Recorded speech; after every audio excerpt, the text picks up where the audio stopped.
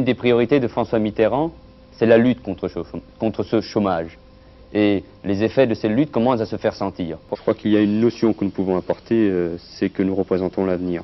Parler vrai pour les uns, l'art de profiter du mécontentement pour d'autres, ces lieutenants mettent en avant un socialisme qui colle à son temps, plus fait nouveau, une présence active sur le terrain. Vous êtes maire, je viendrai vous voir.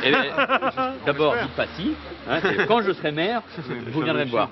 J'ai le sentiment, la conviction, parce que c'est une affaire de conviction, que le projet de traité constitutionnel va enfermer les politiques économiques et sociales dans une logique libérale. Et vous croyez que vous pouvez, Manuel Valls, être dans pas longtemps élu? Mais évidemment, sinon je ne serai pas devant vous, sinon je ne défendrai pas des idées pour la gauche et surtout pour mon pays. Ne soyons pas cruels, mais en tout cas, il y a une génération qui aujourd'hui n'est plus en capacité de représenter cette espérance. Et les autres, Moscovici, Montebourg, Benoît Hamon, ils pèsent pas lourd devant Manuel Valls? Mais évidemment qu'ils pèsent lourd, évidemment que ce sont des talents. L'unité, c'est l'image que le PS a voulu donner dimanche soir, après plusieurs mois de campagne tendue sur la fin. Notre pays a besoin de tempérance et de mesure.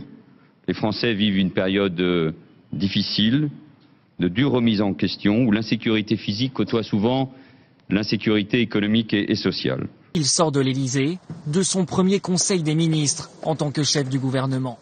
Le fait d'y rentrer cette fois-ci comme Premier ministre, de succéder et à Michel Rocard et à Lionel Jospin avec qui j'ai travaillé, bon, ça avait beaucoup de souvenirs, d'émotions, de responsabilité. Nous ne sommes pas des machines. Je ne veux pas que le 22 mars, ce pays, mon pays, ma France, se réveille avec la gueule de bois. Alors madame, jusqu'au bout, je mènerai campagne pour vous stigmatiser et pour vous dire que vous n'êtes ni la République, ni la France. La loi Macron a subi de nombreuses modifications, mais ne fait toujours pas consensus. À l'issue du débat en première lecture, vous le savez, j'avais décidé, autorisé par le Conseil des ministres, j'avais décidé d'engager la responsabilité du gouvernement.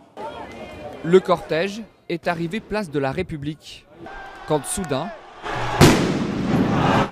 Parce que la réforme doit aboutir, parce que le pays doit avancer, parce que les relations sociales et les droits des salariés doivent progresser, le Conseil des ministres qui s'est réuni il y a un instant, sous la présidence du Président de la République, m'a autorisé à engager la responsabilité du gouvernement. Bonsoir à tous. À la une de l'actualité ce soir, la discorde au sein du gouvernement sur la question du Burkini. Manuel Valls soutient les arrêtés municipaux. Najat Vallaud-Belkacem parle d'une dérive dangereuse. Vous parlez de Marianne.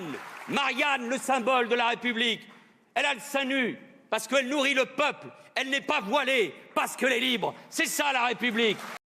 Manuel Valls, dans le journal du dimanche, affirme qu'il se prépare. Un acte de candidature du Premier ministre, il en a tout à fait la possibilité.